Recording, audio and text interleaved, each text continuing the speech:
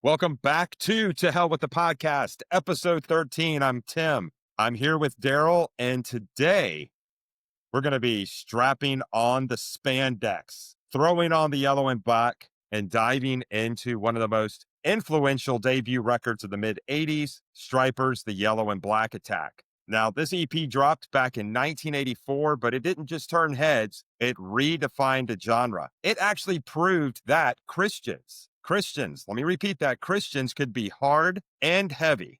We're going to break down all 8 tracks on Yellow and Black, and we're going to get going here in just a few moments. But before we do, let me say good morning to our host, my co-host, Daryl. How are you this morning? I'm all right, man. As you can tell, my voice is not 100%. I've been going through some health stuff this last week, but I will carry on. Hey, if you got like 2 minutes, I got a concert story. Yes, let's go into your concert. Yes, let's definitely talk. Hey, it's a couple of minutes. I think last week I spent 20 minutes talking about my concert. So if you want to go a couple of more minutes, then if you want to go more than a couple of minutes, totally fine with that. Well, I don't know. We'll see how it goes. It's not going to be too long. We went to see Wolfgang Van Halen, or excuse me, Mammoth, and Miles Kennedy last week. And when I tell you that the Mammoth show is probably the best thing I've seen in probably 2 or 3 years, I'm not joking. The performance was really cool because one thing that I hadn't seen before, it's a small detail I would have probably never noticed, but he had mic stands placed all over the stage, and he would just wander and walk over to the side because he's got his guitar on the whole time. And so he would wander over to stage right, put the mic in there, do a couple verses or just a verse, take the mic out, walk over to the stage right, put that one in, sing a verse. It was just, I don't know, it was just really funky. They had the production elements, like the tab has this huge screen behind it, and they were using every inch of it. Apparently they had a guy do all the production work for the tour, and so it switched like every song. It was really impressive. Man, I couldn't even imagine what it would take to do something like that. And Miles Kennedy is just Miles Kennedy. He's awesome. He's one of my favorite artists. He's never had a bad show as far as I'm concerned. But last minute, my wife canceled out on me because she had something going on. I can't remember what it was. But I took my 66-year-old friend, Steve. He plays keyboards at our church, and he's never heard either one of these bands. But he's like, yeah, I'll go see, Van Halen's kid. And so we went, and he just, the whole time, it was just like jaws on the floor kind of thing. And I love that stuff because there's very few people that I haven't seen at this point in my life that I want to. But when you see somebody like that getting into bands that you already are aware of and love, it's pretty cool. Oh, and Wolfie's mom was sitting behind the soundboard just chilling. So she had a huge smile on her face. But they did this one song. He's got a song called Distance. And on the screen, that's a good song. I love that song. I think wasn't that the first song that he released, like as a artist? Wasn't that the first one he kind of put out? Yeah. Okay, that's what I thought. Yeah, but the cool part was as he's playing the song live, obviously, but behind him on the screen are just these random home movies of Eddie and Valerie and Wolfgang. And I was like, I didn't see this one coming because, it was kind of emotional, right? Because Eddie's dead. And they were like grainy. You could tell they had like come straight out from the family home kind of thing. But yeah, it was emotional. But yeah. But it was interesting that he could be that vulnerable because I don't know about if I can do something like that or perform that song like that with all that stuff going on behind me because it was very emotional, but still a great performance. His band was tight. I can't remember. Dang it, the drummer's a guy that I know, and I can't remember his freaking name now. But anyway, but yeah, it was a wonderful show, and I'm glad Steve got to go with me and. He had to get up and go to church the next morning, and I didn't have. Well, we have to be at sound check at 7:00 in the morning on Sundays, and so I didn't have to do that, but he did. So I just ended up going to regular. Actually, no, I did it on YouTube.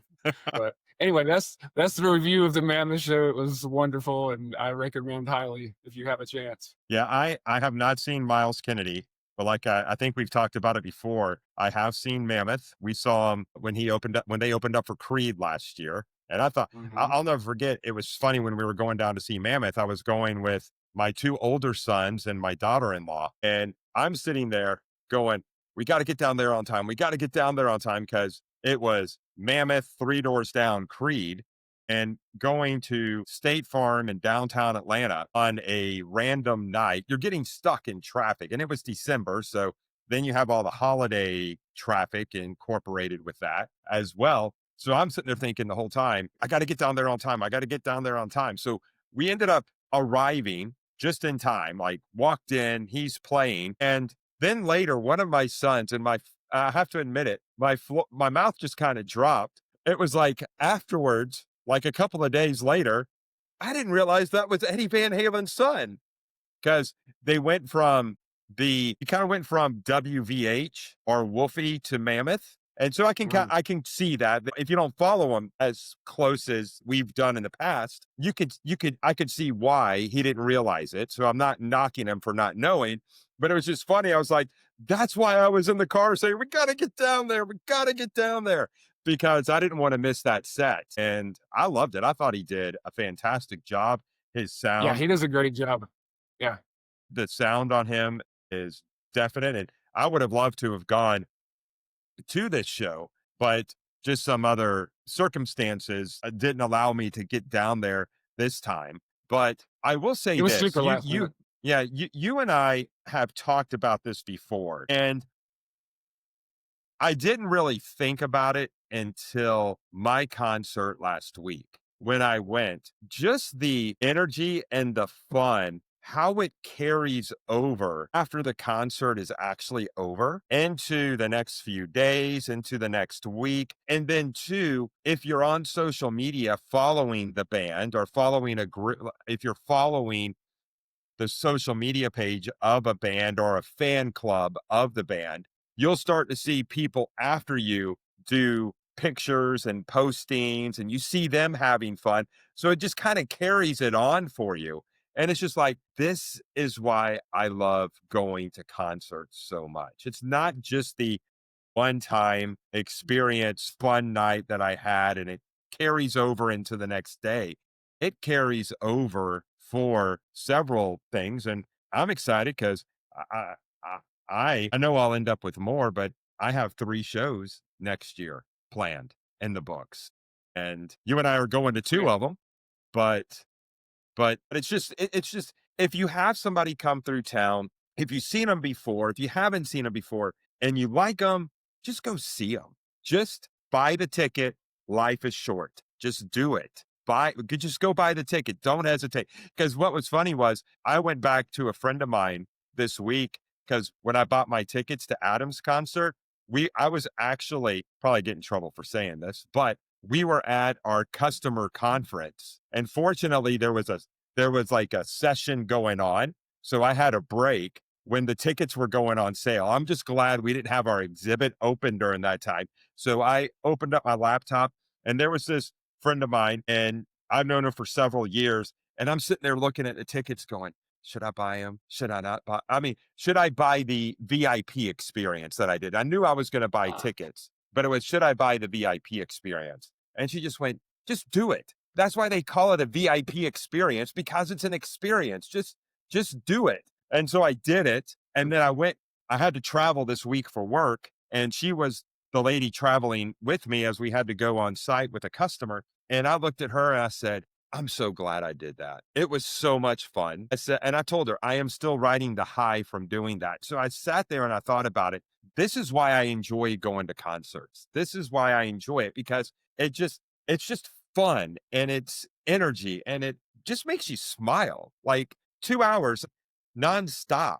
And then, or however long, and especially if you have an opening act who you really like you did last week, it's just a great evening, and it just feeds into your upcoming days. So do it. Go, if you're ever hesitating, just do it. No, if it's especially if it's a club show, tickets are freaking stupid expensive right now. But I Mhm. mean, that ticket, it was less than $100, which is getting off pretty easy because those are two national bands. But yeah, if you can swing it, especially if you can swing the VIP. I mean, I've spent stupid amounts of money for VIPs that most of them were awesome. Had a couple clunkers, but most of them were awesome. Talking to you, Yeah, Dave Mustaine. But yeah, speaking of the VIPs, I mean, you think about it. I know what I spent last week. I know what I spent on the upcoming tours. And these are more kind of arena type settings. So they're definitely going to be more expensive than the club. So that's the thing with Stryper. Like when we go see him at center stage or wherever we're seeing him, $40 for a second row ticket. And then the meet and greet, I think might be $100. You're Wasn't bad going at all. in, you're going in for an incredible evening in $40, where that that is not terribly expensive to see a Not show and today. meet the band, and not in today's environment. 140 is nothing, not in today's environment, to go see Stryper at their show and do the meet and greet with them. Yeah, I can't remember what we paid last time, but I'm sure you can. Yeah, I mean, national bands, you're going to pay several $100s to go see, plus the ticket cost, of course. But yeah, I mean, Yeah. I was looking at the meet and greet, and it wasn't terrible. It was like $125, I think, for Wolfie. And I've met Miles Kennedy multiple times, so that wasn't going to be a thing. So But yeah, concert. Well, I'm glad you had fun. It may not, as Daryl said, he's been under the weather this week. So I know he was very excited when I talked to him Sunday night. So he's still recovering from that. well, like you say, when I get out of a show, the adrenaline is just kicking. So I got to come home and probably have a glass of wine and watch a TV show or something and get that down. And then last week I forgot my earplugs, so my ears were ringing for the next 3 days. So there's that. And totally off subject, I figured out how I am going to decorate my office. I Okay. still have a whole open wall over here, and we're 13 episodes in, and I still have nothing behind me on my wall. I decided that I am going to go through my concert pictures, Okay. and I am going to get those framed from all of the shows that I've been to. And not every single picture, but I'm going to get the ones that I really like, and I'm going to put them on this wall behind me, and I'm going to put them on this wall over here because, hey, this is in my entire house. This is the one room I get, you know? So I'm going to decorate it with that. So I thought that would be pretty cool because it's not just, I've got the Michael Sweet acoustic show. I've got Stryper at several shows. I have Creed. I have That would be Brian cool. Adams. I've got all these. So I said that would be pretty cool for me to do that on my wall behind me. So I said, yeah, that's what I'm going to do. So now I just got to go through the hundreds of pictures I have, and I'm going to decorate it like that. Okay. I was thinking about moving some stuff around, but yeah, I've got too much crap as it is. It's not on the wall. But hey, bit not too much this week going on from the Stryper news desk, but a big thing happening next week, which they've really been promoting. If you follow them on social media, if you've been watching them Instagram, if you've been watching them on Facebook, as Daryl and I have been talking, next Friday is the release of the greatest gift of all, their upcoming Christmas album. And again, that's going to have 5 originals, 5 remakes. They've already released 2 songs, actually 3, because they did Winter Wonderland as well. So they have 3 songs that they've released on videos or lyric videos or something like that. If you haven't heard them, go check them out. But next week, when that is officially out. So I'm sure on Friday, you'll be able to get it on Spotify, Amazon Music, Apple, wherever you stream. If you've pre-ordered, like we have, if you've pre-ordered, sometimes they ship it in time for you to get it the day of. Sometimes it comes a few days after that. I'm really hoping that it comes the day of, because the following week is, of course, Thanksgiving week. And who knows how long it'll take to arrive, something to be shipped to arrive then. But the greatest gift of all releases next Friday, November 1st. And I'll be getting the album. I ordered the t-shirt, and we're getting into colder weather. I will have my first Stryper hoodie as well. So I'm looking forward to that. Crap. I got to get look and see if I order that. I don't remember if I did or not. Did you ever order the ugly sweater? I got to get back. No, I didn't order the sweater. It was starting to add up a little bit, but I'm definitely getting that sweater. I think it's awful. Yeah, it does. It does add up really, really quick. But yeah, so in the songs that they've released, these are not your typical. I mean, Winter Wonderland's a fun song, but the other 2 songs that they've released, they're not your typical. When I say typical Christmas song or holiday song, it's not the upbeat kind of popish thing. I mean, these two songs were really, really good. So I'm interested to see the rest of it or hear the rest of it. And then there's also going back to what I said at the beginning of this episode was they're doing Reason for the Season on this album, which Reason for the Season was on the expanded edition of the Yellow and Black Attack. And today we're going all the way back to their first album. 84 was when they originally released the Yellow and Black Attack.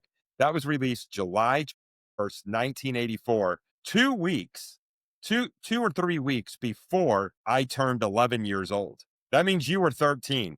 You think about that. At that point, neither one of us could drive yet. We didn't even have our learners at that point. So that kind of puts this where this album was released. A couple of years later, you had the expanded edition, which had 2 additional tracks on it. That came out August 10th, 1986, the day after I turned 13.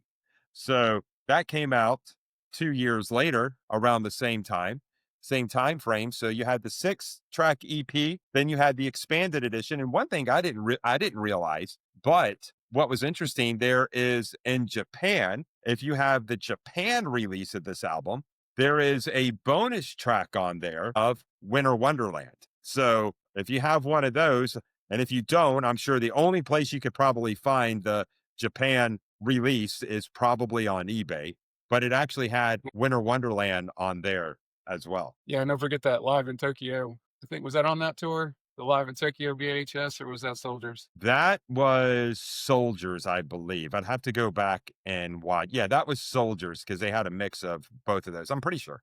That was a Soldiers I tour. think you're right.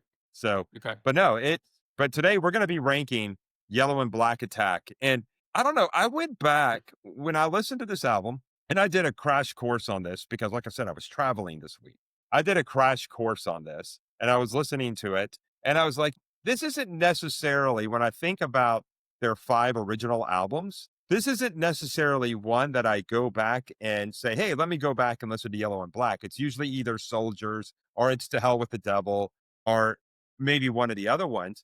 But I did go back and listen to this and I said, I really like it, but it's not my favorite of their releases. I mean, it has more of a first album feel to it, very raw, very, Yeah. because you can hear a little bit of a difference, in my opinion, between Yellow and Black and Soldiers Under Command. And I don't know if it's the production, I don't know what it might be, but there's just a more kind of a rawness to this first album when they released it. It sounds like your first album. I mean, it sounds like you haven't quite gotten there production wise. Your songs are good, but we're not enough money to spend on, you know, a giant producer because they co-produce this thing themselves anyway. But yeah, it's just overall you can tell it's a major, I guess a major label debut if you want to call it that. But yeah, the production's definitely going to get better. Yeah. And it was, and again, as I said at the top of the show, this really set the stage.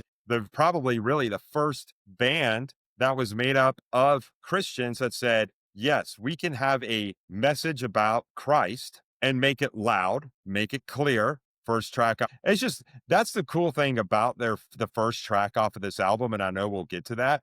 Like, this is lyrically right at the beginning. This is our mission. Hey, we might have earrings dangling from the ear, but our message is going to be loud and clear. Let them hear. Let the people. It's very really. It's a good introduction. That the first song is in my opinion, a very good introduction into what this band is going to be about and what message that they're going to proclaim. Now, what's funny is if you read through the storylines of the Yellow and Black, when they were with Enigma, that was their record label at the time. The record label had signed them. They had all this stuff, all this music about cars and stuff like that, about relationships, about women. They gave their life to Christ. They rewrote the lyrics. And then it was like, Enigma's like, what happened here? What are these lyrics? When you're talking about God, what happened to the other stuff? And apparently he had gone in and rewrote the lyrics to it. So it's interesting. So we're going to dive in. We're going to talk about our top 8. We're going to rank them as we always do when we do something like this. And as we say about every ranking that we do, the song has to fall somewhere. There's not really a song on here that I hate. I don't know about you. And to me, this is one that I'll go back and I'll listen to, and I can probably listen to it for the most part without skipping a song. But as we've said, they got to fall somewhere. Okay. And so, as we always do, we're going to start with number 8. Now, let me ask you this, Daryl. As you were going through and listening to this, were there any skippers that, if you listen to this album from front, and you don't have to reveal which ones they are yet, but as you listen to this from front to end, are there any that you would probably go skip on? Yeah, it's the ballad. I mean, it's My Love Always. I think they have several songs that are in that kind of style, like All of Me on Soldiers, and just a few other ones that I like better. It's just there's nothing really going on. Mike's doing Mike vocals and stuff, but there's not really much there for me. Just because there's so many other songs that are more in my wheelhouse. Yeah. Not that this is a bad song. Yeah. And we'll go ahead and start there. And with My Love I'll Always Show, because that one actually came in at number 8 for me as well. And again, I don't think it's a bad song, but it's one that I listen to. But sometimes you get into the driving of Loud and Clear, you get into the driving of From Wrong to Right, and then you go into this very acoustic song.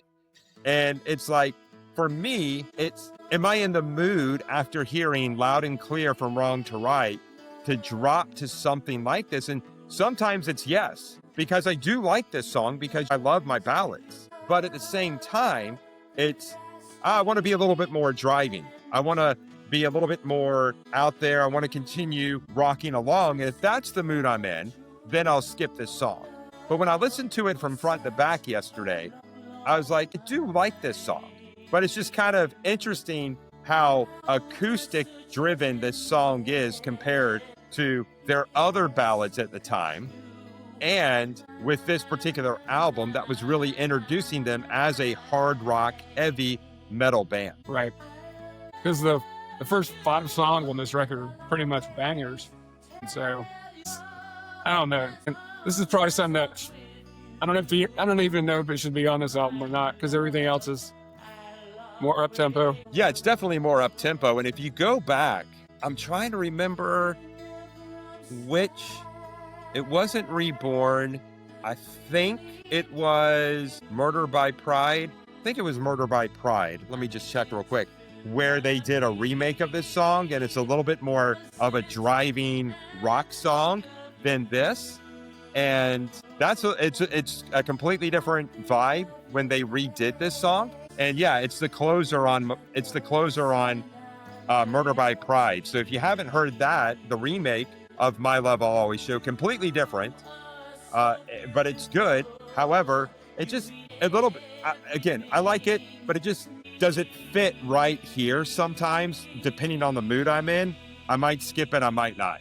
But overall, I think it's a good song. That's fair. Like we say, it's not a bad song. It's just, to be on this record, it's just kind of out of place. Feels like a little bit. Yeah, it feels a little bit, like you said, out of place. But it's a very honest song. It's a very, I guess you could say, emotional song, and how it just plays out. So, and again, a song that, if it's not one of those, is he talking about God? Is he talking about his wife? To me, it's pretty clear. I'm talking about the person I'm in a relationship with. When I see your face and your personality. So got a little Stairway to Heaven vibe on this thing at the beginning and the end. I don't know if it's like a flute or something in there somewhere, but I don't know. Had a little Zeppelin vibe for me. Yeah, that was interesting because I've never really paid attention to that.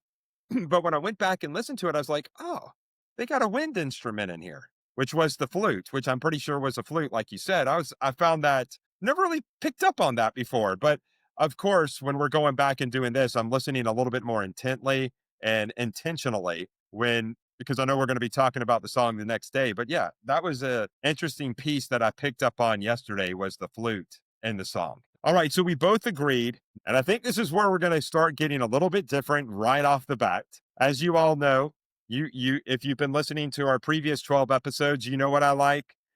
And you also know what Daryl likes, which I think makes this very unique, the two of us talking about it, because we were talking about that prior to the show, that if we both ranked every song exactly the same, it wouldn't make the conversation very interesting. So I think that's what makes this good. So I'll let you go ahead and go because I don't want you to get mad at me yet. So Okay. what did you have as your number 7? Well, I was figuring I'd get the other ballad out of the way, so Won't Be Lonely. I like it more than My Love Always because at least there's drums in it. But yeah, I mean, it's a pretty song, but it's just like a little more. It's got a little more underneath it, I guess. So, and I like the lyrics. Yeah, as I was taking a look at this one, it's interesting because it starts off ballady, but then it picks up in the middle of the song. So I never really considered this one a ballad. I just kind of always just felt like it just started off ballady, kind of like not Together Forever. I can't remember the name. My mind's going blank. Not First Love. The one that starts with like the organ on Soldiers Under Command. And my mind's just gone blank. Brain fog here. I know it. It's going to drive me. It's got a weird title.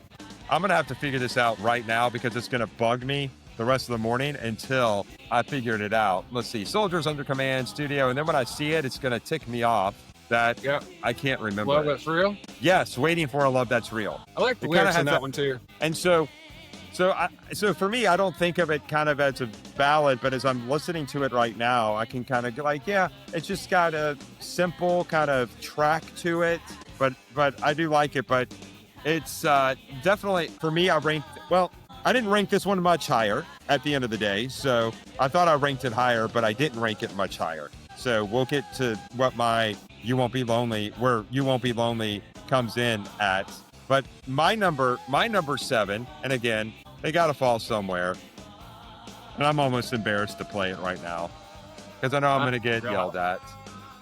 It's going to be a bad one. But Loud and Clear was my number 7. Of all the heavy songs on this record, this is my least favorite. And the lyrics are like almost too on point as far as like he's explaining absolutely everything. Yeah, the way that I look at this one is that this one is the band's mission statement right out of the gate. And with that being said, it's heavy. Their message is very clear on this. There's no hiding their faith. It's just front and center. This is who we are. But like you, out of the heavy songs, this one ranks, of course, if it's number 7 on an 8-track album, it ranks. Sure. I would say it's probably my least, well, of course, it's my least favorite heavy one, like you just said, because it's number 7 for me. But it's just, like we talked at the beginning, it's raw. The album just starts off with this raw feel to it, which kind of maybe adds to the song aggression a little bit. But I like this song, don't get me wrong. But I just love this. At least we could say we love doing what we do. And we're here to say that you can have salvation too. Yeah, so lyrically, just like as they go into Soldiers, it's kind of like, hey, this is who we are, this is what we believe. But for me, this one just falls at number 7. I'll listen to it. I don't skip it if I'm listening to the album, but it just falls at this place for me. So looking at number 6, I'll just go ahead and jump to my number 6. But I do love this bass part before I do. When they get into the bass part. And that's the thing that I loved about this album. I felt there were some bass tracks that just stood out over other albums. Like it was almost like they all had a chance to shine on this album with the guitars, with the lyrics, with the screams. Yeah, with the screams, with the lyrics. Everybody musicianly had, I don't even know if musicianly is a word or not, but they had the opportunity to throw something in where they stood out over the rest of the albums that they did. So I always liked that bass part in Loud and Clear. I always thought that was pretty cool. Yeah, and now that you say mission statement and what you just said about the individual pieces, they're all in this song too. So I guess this would be considered kind of, hey, this is us. All these things you just mentioned are in the song. Yeah. And so Yeah, to me, good song. But as always, when we're ranking these, I just have songs on this album that I like a little bit more. And going into that, I told you I didn't have You Won't Be Lonely rated that much higher than you. You Won't Be Lonely ended up at number 6 for me. So we just Okay. talked about that song. I mean, like we said, the pace of the song it's got a slow pace to open up the song. Kind of like you said, it moves closer to a power ballad territory. So it's almost, is it a power ballad? Is it not a ballad? I never really looked at it as a power ballad, but I guess people do consider it a power ballad, and that's an interesting point, especially somebody like you who likes the heavier stuff. That I could see why that you felt like this was, more of a power ballad than it was more of a pop rock song. I can see the logic in that because it does start off as a ballad, and then kind of when the tempo and everything picks up, then okay, I think you could probably go either way with it. It's kind of crossing both. Because if you think about Yes. it, an interesting point here. When they originally released this album, My Love I'll Always Show wasn't on the album. So maybe this was their way of saying, hey, we're not just a heavy metal band, but we can have influences, or we can do slower stuff as well, even though they have another song that kind of fits into that rock theme instead of a heavy metal song. So you take away My Love I'll Always Show and had this as one of the first original 6 tracks on this album, then it's like, yeah, maybe this kind of this is showcasing we're not just heavy metal, but we can do other things as well. Okay. I'll take that logic. So what was your number 6? My number 6 was Reason for the Season because it's got to go somewhere. But I like this song a lot, and I listened to it multiple times during Christmas.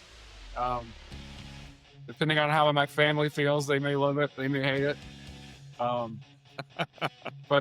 come on, it's my mom would tell me you shouldn't be listening to rock and roll at Christmas, and it's like, nah, whatever.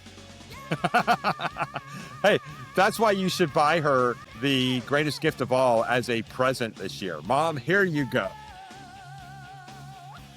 If I listen to it and it sounds a certain way, I might do that. But no, it's a solid Christmas song, dude. It's not too heavy. I think it's just like kind of goes right down the middle of the road. The lyrics are upbeat.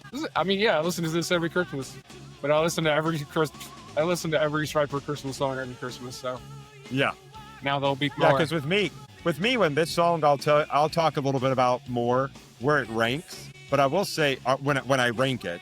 But I will say this: I am actually very interested to hear the new version of it next week when they release their album.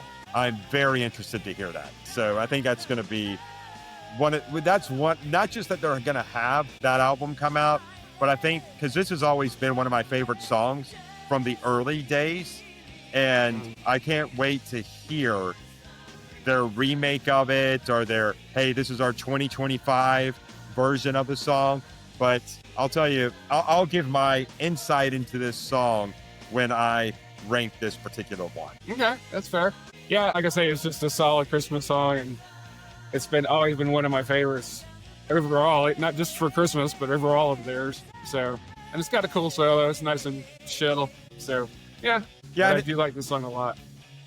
And I think, again, the one thing I'll say, I think that this, again, showcases the bass line in it, in this particular song. And again, it gives, I think, like you said, it's not a heavy song. It's kind of a middle of the road song, just kind of your normal rock song, the guitar, everything like that. But I did always like the bass part. So, yeah, I always like their bass lines, though, especially in the early stuff, because that, like right there, there was a run. But yeah, they always have good bass lines. That I agree with. So that was your number 6, Reason for the Season. And my number 6 was You Won't Be Lonely. And how about your number 5? Where did you rank? What did you rank number 5? This is where it's starting to get hard, because now everything else is just a banger. So the next one's Loving You, and the only reason it's down here, it's not quite as heavy as everything else on the top of my list. This is a great song. I love that. I'm putting it like the flange right here. And let me ask you this, because I'm not musically, I don't know terminology and everything like that. So when you say the word, you love this flange, what exactly does that mean? Because for me, I would never, that's not that even voice in that's my on top of the vocabulary. guitar. Yeah. That voice that's on top of the guitar before all this. It's just an effect. It's just I don't even know how to explain it. It's just I know it when I hear it. So, but at the beginning of that, where the guitar pops in, there's a flange on top of that guitar. So, like I said, it's just an effect. So for those musically challenged, that's what a flange is, because I didn't know what a flange was. So if I ask you those type of questions, please don't shoot me for it, because I don't know. No, please ask. I like talking about it, so it's fine. Yeah, and it's something cool. It's nice and up tempo, and I like I say, all the harmonies are built perfectly as always. So I like it. Yeah, and I'll talk about Loving You. If you've listened to our show before, and when I've talked about Loving You, it'll probably be no surprise where I ranked Loving You later on down my list. But I love this song, and I'll talk a little bit about more why I love it. I won't be able to use words like, hey, I love this flange part here, but I'll be able to say why I like it coming up. But my number 5, you'll probably be very disappointed in this choice as well. But for me, like you said, I knew. Let's go in here. Let me say this. When I went into this ranking, this is how I think about my rankings. What song out there, if I could only choose one song off of the entire album, what would that, and that's the only song that I could ever listen to off of this album ever again, what song would that be? And that's typically how I end up choosing my number 1. So yeah, my number 1 was easy. That's exactly how I picked my number 1. And so then it's like, where do the other ones rank? And like you said, you get into here, it's not that I'm ranking this one because I don't like the song. It's just, as I was going through it, I knew what my number 1 and 2 were going to be. But it's like, where did this fall between 3, 4, and 5? And there were just a couple of more that I just like a little bit better than this one. But it doesn't mean that I don't like it. And so, again, you're probably going to be like, man, you are way off base with this. But for me, my number 5 was Come On Rock. I knew. All right, go on. Tell me why you put this awesome song in this stupid position. Because I have 4 others that I like a little bit more. That's what. Okay, fair enough. Because this is, for me, this was just. It starts off heavy and it starts off strong. So I'm not going to take anything. For me, this ranking at number 5 is not a knock on this song, because I really do like this song. This is one that I'll sit there, I'll listen to, I'll bang with it. And it just, one thing I think for our listeners to know about this album for me, even though this was released in 84, then had the release in 86, I think it's just a couple of months before To Hell with the Devil, that my introduction to really listening to Stryper, because of just the age and where I was at in life and all that kind of stuff, really wasn't until I heard To Hell with the Devil. That's when I really got into Stryper. So I heard To Hell with the Devil. Then when I went backwards, I started listening to Soldiers Under Command. So this album really was the third album that I heard from Stryper, even though it was their first album that they released. So I'm playing a little bit of catch up with their releases. Well, a lot of times that's what happens. You catch an album somewhere, and then you're like, oh crap, that's how I was with Led Zeppelin. But this Soldiers was my first Stryper record, and then I went backwards to this one, and then by the time that was done, because I had the initial release of this, and then Soldiers, and then the Tale of the Devil was my third. So that makes sense. Because I've done that a million times with bands. Yeah, and so for me, I'm catching up. There really wasn't a whole. Yes, there's nostalgia tied to this album. I'll say that. But I mean, just this song itself. I mean, it is a fun song. It's just like, again, it's like, hey, we're Christians and we can rock and we can have fun. We can have high energy in a song. And we can be just as hard as the other bands out there. So I really think, again, with this song, they're making a statement, and I put that in air quotes if you're listening to us. But for me, again, it's not a knock on the song. It's just, as I like my heavy, I like my rock, I like my ballads. So my stuff is going to be all over the board, where I know with you, most of the time, the heavier stuff is going to be more at the top of your rankings. Yeah, that's true. So that was my number 5. And that was my number 5. I know it's a disappointment, but that's what makes me. Come on, man. So, but number 5 you had as Loving You, and I had Come On Rock. What did you have as number 4? See, this is where it gets just ridiculous. These next 3 are just like, whatever. The next one's Loud and Clear. First of all, this opening is ridiculous. But this is the one I don't know. Of the heavy ones, I like this one kind of the least, aside from Loving You, I guess. But the drums just sound so thin. It sounds like his drums about that high. Because when you get the bigger ones, you get those deeper tones, and this thing sounds like a jazz drum. But again, we got the straightforward lyrics. I like the way they kind of layer the guitars here too. Yeah, this song's like you said, it's a great introduction song to this band, because all the stuff is going on. So yeah. What's funny that if you go back at the time, I didn't really think about this, but my gosh, what happened? 41 years later, when this album was released. I mean, the math works out. It's like, I forget that we had a whole decade of like 2000 to 2010 when I'm calculating time. And I want to say it's only been 30 years, which 30 years would still been a long time. But yeah, this one came out in 84, so it's 41 years old now. And you hear, the clothes are tight, earrings dangling from the ears. You look at their style when this album came out and how they were dressing, and it seemed like the spandex and everything was a little bit tighter than it was in their To Hell with the Devil and In God We Trust albums. Well, just look at the hair, dude. The hair on this record, it even went down a little bit on Soldiers, and then the styles have definitely evolved over years. But this video was just like, man, all right, that's what y'all are gonna do. But the hair on this song, like on this record, is just all the Aquanet. So yeah, and you're speaking of on this record, there was a band who did a remake of this entire album. And why do I not know about this?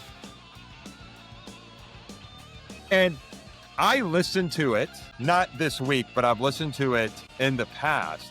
And I'm trying to remember I'm trying to remember if they did all 8 songs or if they just did the original 6. Okay, the track listing on Amazon shows they only did the 6. So it wouldn't have Reason for the Season, and it wouldn't have My Love I'll Always Show.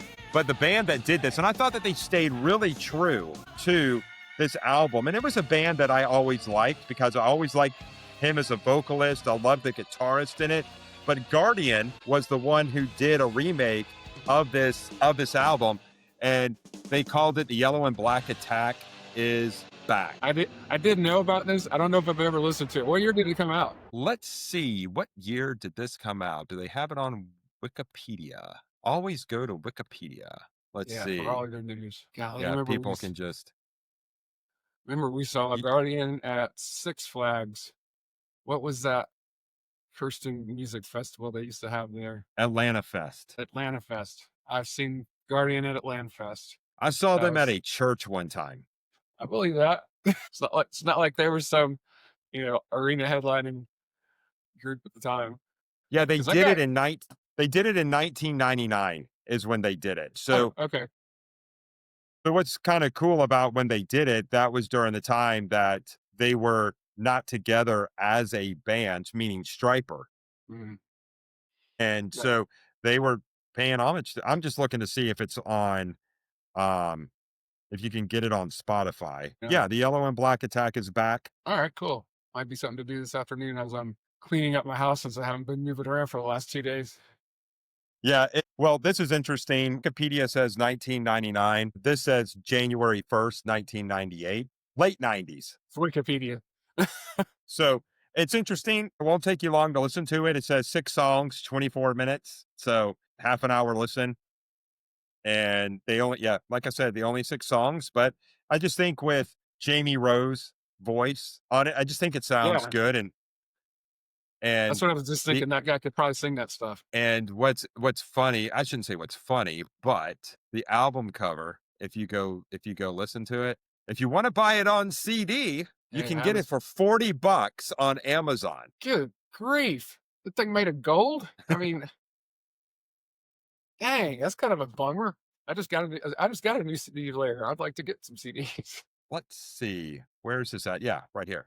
But they even did the album Oh, cover, nice. and you've got Tony, Jamie, David Bach, and I'm trying to remember the drummer's name. I can't remember it off the top of my head, but they even did it. They really paid. You're not going to go in and listen to this and have it be like, this is our take on these songs. It stays true to the Okay. original album. So All right. I have to check that pretty out. cool. Yeah, because I always have liked those guys. And so we just did that was your 4. number 4, wasn't it? Okay. So I haven't done my number 4. So let me go back here. Sorry, sidetrack there. But if you want to listen to, if you like Guardian, if you like Jamie Rowe, go check that out. But my number 4 was From Wrong to Right. Okay. Pretty close on that Again, one. not a knock on this song, not like, hey, I don't like it. It's just I have a couple of others that I just like more. But just the guitar at the beginning, just that riff, and then I think you get the Michael Sweet, the MS, the Michael Sweet scream right there at the beginning of the song. And I think this is, then you go back to the first song, Loud and Clear. This is really, hey, this is our message. This is what we're about. And then this one's like, hey, this is just really recent. I've changed my ways from wrong to right. Right. And they had just become Christians or rededicated their lives, whatever you want to call it. And I just always loved in this song where he goes, the devil is a thief, and it really is talking about that. And they get later on the song, Satan is a fool, and it's so insane it is about people thinking he's cool, just how they just throw that in there. But I just think it's a rocking song. It just kind of goes in and says, hey, we've changed. This is who we are. And I think it's pretty powerful because you think about it this way. When they were Rock's Regime before they became Stryper, they were out there with Motley Crue. They were out there with Metallica back in the day. They were out there. So here they're specifically saying, hey, we've changed our ways. So we may have partied with you in the back half, but last year or 2 years ago, but we're not doing that anymore. Here is who we are today. And they just absolutely say in the chorus, I'll say Jesus is the way. So I really think it's really giving a message to people, and specifically to people that probably knew him at the time, because as we've talked about before, they were on the Strip. They were playing all those clubs with all these bands that came out in the 80s. So it's like, you don't do that anymore? I could just picture it. You don't do that anymore? This is their answer to all those to the questions that they may have gotten. Yeah, we have to wait till Against the Law to get them partying again. Yeah, I know. Until Against the Law. And we talked about Against the Law, was it last week or the week before? No, it was 2 weeks ago. We talked about Against the Law. Never mind. I won't bring that up. Now, that's your number 4? Yeah, that's my number 4. Okay, well, that's my number 3. Yep. So we go right into our number 3, and you rank this one number 3. What do you think about the song? What are your thoughts on it? If this drum part were gone, I would like the song more. The beginning part with just the little drum just doing its thing. If it were just this kind of style, I would probably like it more. I don't hate the drum parts coming in. They feel kind of clunky to me for some reason. No knock on anybody playing on it, but yeah, just I don't know. Certain things suit me a certain way, and I just like this piece right here. I love the gang vocals. It's just personal preference more than anything else. Yeah, it's again, you get to these songs and it's just like they've got to land somewhere. And again, if I did this, and probably with you, if we did this next week, if we did it 4 weeks from now, Yeah, that'd be different. we might come up with a different listing. So Definitely. Well, every time we do one of these, we have like a little chunk. It's like, I don't know. So I know. That's what makes it fun. That's what makes it no, fun. So, not totally. so I'll go into my number three. My number three is You Know What to Do. Okay, we're gonna come out like right on top of each other on these last few, except for my number one. Yeah, my number one and number two, you've already ranked somewhere down the line. Because if you want to go ahead and say what your number two is, we can talk about this song together. So I just gave it away. Yeah, to do. I think I like this song lyrically. I think it's a stronger song lyrically than most of the ones on here. It's a very driving, straightforward, 4/4 kind of thing, and it's, you can bob your head to it. But the reason it's so high is more lyrically than musically, which is weird for me. Yeah, I always like the lyrics to it. I love how they open up the song. Are you feeling lonely? I've always liked that, but I think with this particular song, that it does seem to have a little bit more complexity to it from my listening ears. But I've always, I think with you, I've always liked this song lyrically, and that's why it's always been one of my favorites. And it also, I think it can also be overlooked on the album, and just the harmonies in this song, and just makes it an overall song. I remember actually when I was a kid, if you remember answering machines, and for those of you that are younger, you would have an answering machine where you would have to hit the record button and you would have to say, hello, this is the such and such house. Sorry we missed you. And then you would record it on like a little mini tape, and then you would get home and you would see your light blinking. Hey, we have some messages. Who called? They're all for my parents. Nobody called for me. Or it could be the opposite. It was for me. Got a phone call. Cool. We didn't have phones in our pockets back then. We actually, my brother and I one time, we used the part and we said, hello, you've reached our home. And then we played the You Know What to Do lyric. And that was our answering message for a little while. I used to have an apartment that had we put Jane's Addiction on the answer machine. And the lyric was, I'm in the midst of a trauma. Please leave a message and I'll call you back. And then it would beep on the song. And so it would be like, kind of, they wouldn't know exactly where to put the message, but we thought it was funny, so. But just even this guitar part here, just the solo in this song, it's just like you said, it's a song you can just kind of bang your head to a little bit and keep it going. And again, great song, ranks at number 3, because I have 2 others that I have just always loved off of this album. But before I move on to my number 2, since this was your number 2, did you have anything else that you kind of wanted to add to the song? I really like this breakdown right here. This acapella 3 parts. It's just so pretty. It's powerful as all heck too. So yeah. This just has a lot of good pieces to it. So yeah, I love that acapella part right there in the song. It's just like you said, it's pretty, it's beautiful. Just to kind of take this, it's not a heavy song in my opinion, like Loud and Clear and From Wrong to Right, but just to throw that acapella part right in the middle of this kind of just driving song, somewhat right in the middle of it, it just times really good in this song. We don't get any harmonized guitar solos till right here at the end. There's not one in any part of the song until here, which I thought was cool because there's at least one somewhere in before we get to the end usually. So anyway, something that I happened to notice. Yeah, another good song. But going on, we're jumping over to my number 2, which I believe was your number 6. My number 2 came in as Reason for the Season. I know you love this song, so. Yeah, it's always been one of my favorites. I have always liked the guitar part here at the beginning. I think it's just not an easy rock, but just a solid rock song from beginning to end. And it's got a different tone. It doesn't bite as much as you get in other Stryper heavier songs like that. I like the guitar tone is definitely different, but it sounds good. Yeah, and with this song too, comes in, and I always, if the song is good like this one, I never want it to end. And this one comes in, clocks in at 6.5 minutes. And And the other thing I like about this song is when they get to the end and it kind of slows down and they have that harmony going. And I'm not going to try to sing it, but it just really sets the vibe of this holiday / Christmas song. It can really make it like it's a very, to me, there's just so many different elements in this song for me. And I always liked the lyric. I always liked it lyrically, like, hey, we all know it's better to give than receive.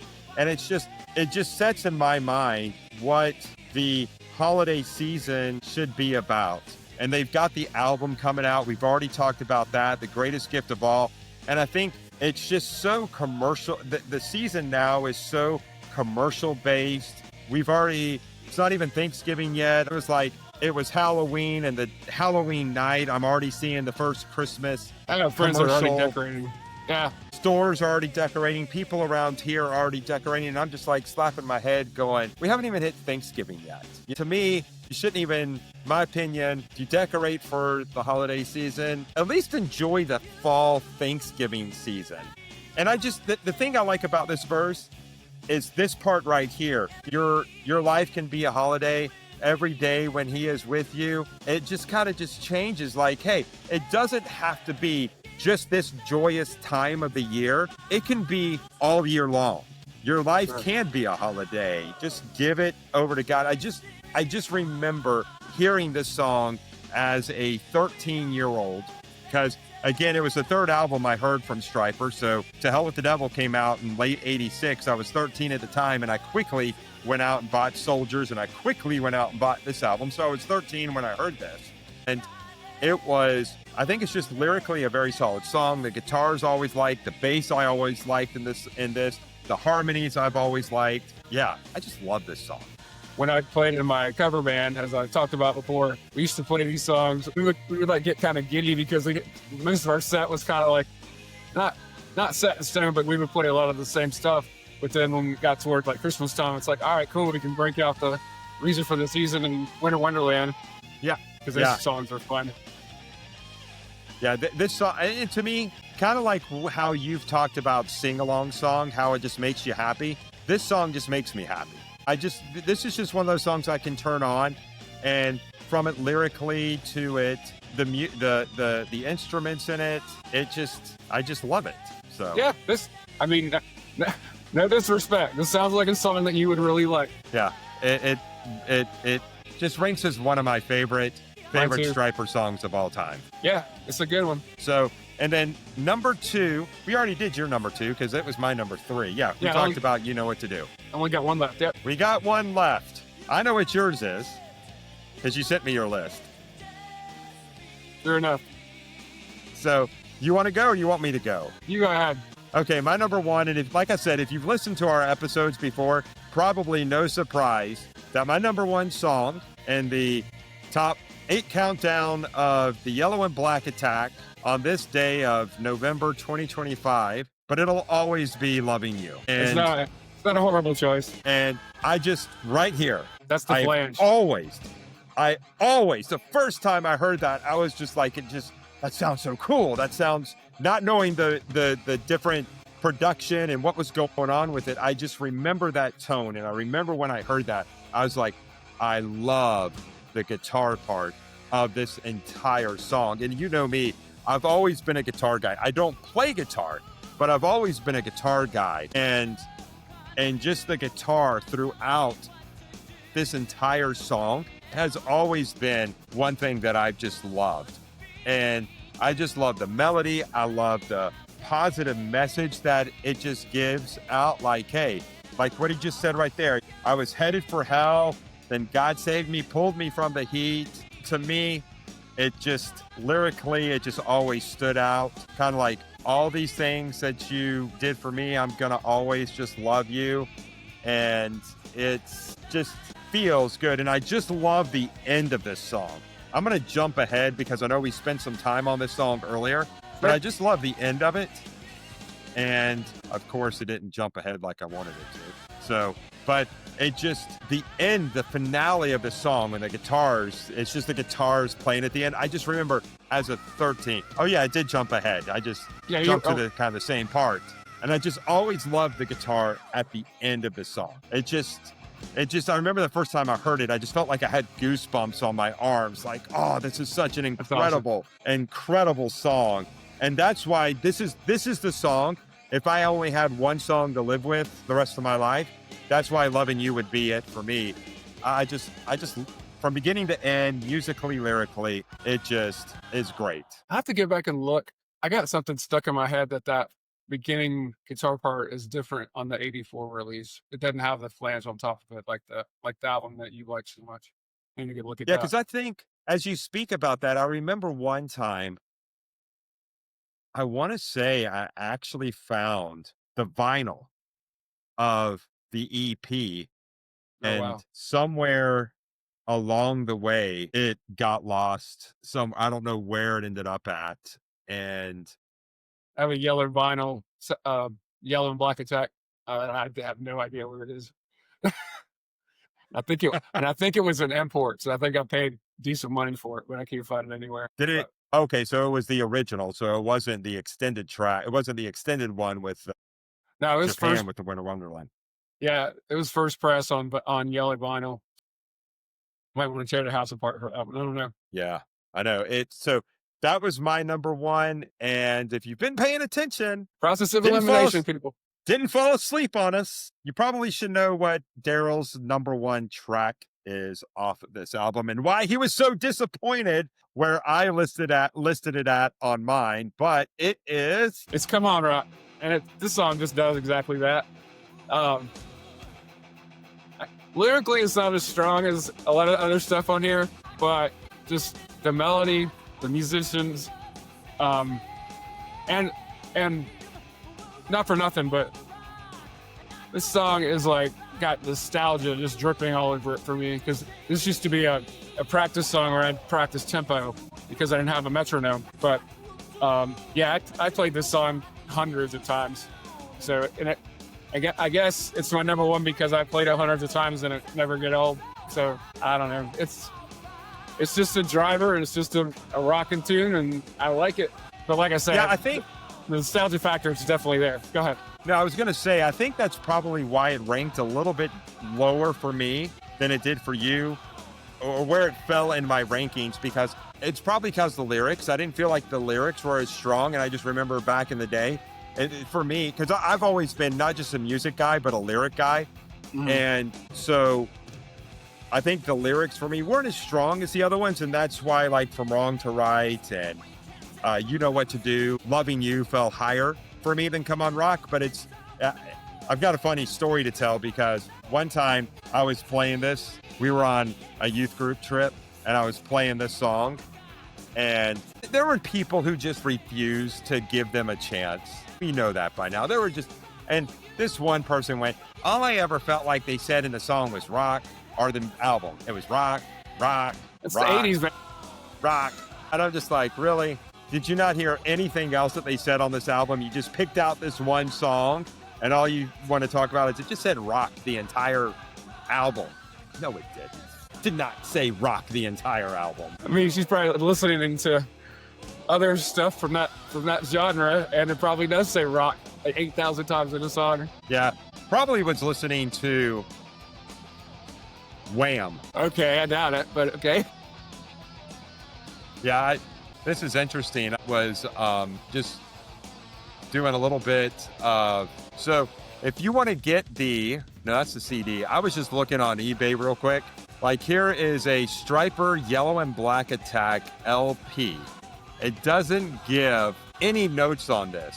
So I have no idea if it's the original 1984 or if it's the 6 songs. But this particular one is you can have it for $64.99. Oh, my word. Or 4 interest-free payments of $16.25. If you do that, you're an idiot. I'm sorry. Yeah, another 5-minute note from Mike. Yeah, that's on a slap. Here's one. Yeah, here's one that's signed for $89.99. But you can get the yellow and black on vinyl. One of the 86 ones was $20. Yeah, I couldn't believe how expensive that to hold the double vinyl went for the other day. Let's see. Like I'm looking at 1984 LP. Here's one you can get for $30. So you can get it. they're gettable. This Soldiers one behind me was like, I think it was like $36 or something. And that Boston Picture disc was a little more. I think that was like Yeah. 75. The import. Yeah, this is the original one. And they say this one is an import.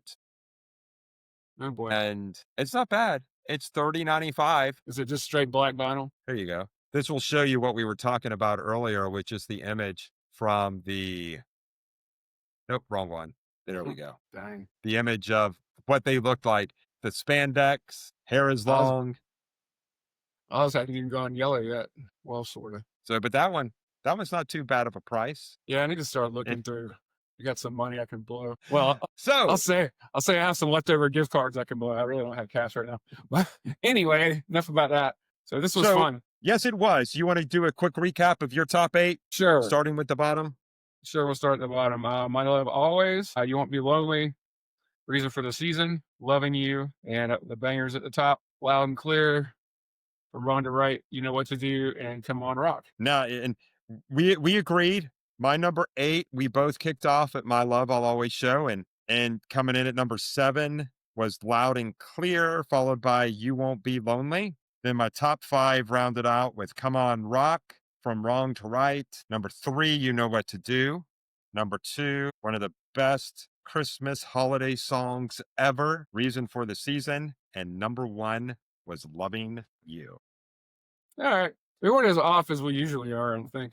Yeah, we were off on a few, but this was a much shorter album. It was 8 songs compared to 10 or 11. And if we had done the EP, it would have been even shorter at 6. But to give a little tease, though, because normally we have our talk on Tuesday nights to say, what are we going to talk about this week? But we've already talked about it. So if you want to know what's coming next week, November 21st, the release of The Greatest Gift of All. So we're going to do our own review of the new Christmas album next week, as long as it's out on streaming. So hopefully it streams and it's out on the streaming material on Friday. Can't imagine that wouldn't be on streaming. Yeah.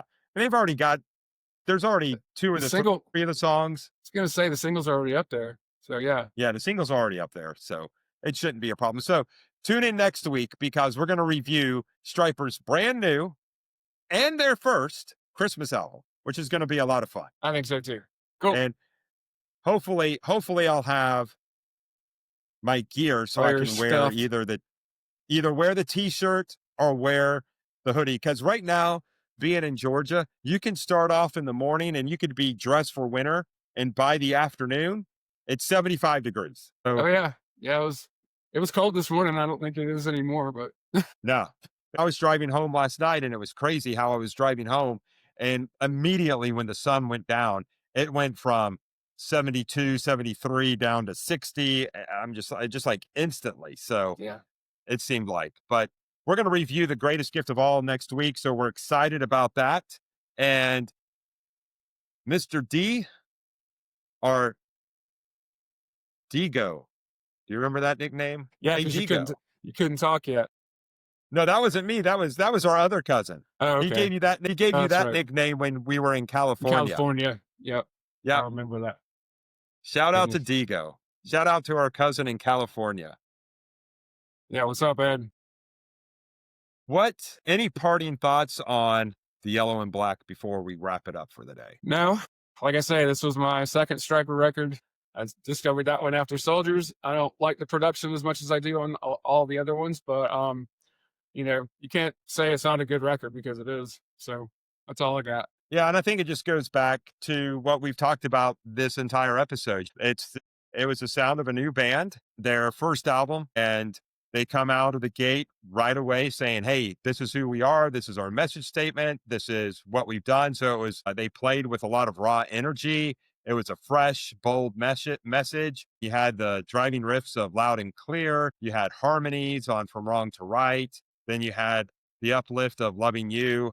I mean, as we've said, it's a little bit less polished than their later platinum albums. And you know what's interesting? When I say platinum albums, Wikipedia is not up to date because I've heard two interviews from Michael where he has said that In God We Trust actually where it went platinum, maybe even multi-platinum. But of course, it's had almost 40 years to sell. But it didn't. It had as I was saying, it was a little bit less polished than what their later albums were, but still a great introduction by a band who were Christians going on to the mainstream market with this energetic and just honest, raw, no holding back about who they were. So, And the technical proficiency. So yeah, there's that. yeah. For a first album, it does sound, in my opinion, it does sound really good, even though it may not be as polished as their later albums. Well, you have a higher bar than you had on the first one because you have all this other material to look at. So, but it's fine. I mean, it's not like they had plus you had a higher from budget. a major label, right? Yeah, I mean, if you get more budget, the more time you can spend in the studio tightening things up. So sometimes first album is like, let's see how it sells. Let's see what you can do, and let's see how it sells. And they go from there. So fortunately, it sold, and the rest is history. So, but let us know, what do you think about this? And don't forget to like and subscribe if you love hearing it. Give us the feedback, give us the comments, and we just appreciate you listening. And with that being said, don't forget, as always, keep it loud and keep it honest and keep the fire burning. So we'll see you next week as we review the greatest gift of all. Daryl, had fun today, and we will see you guys later.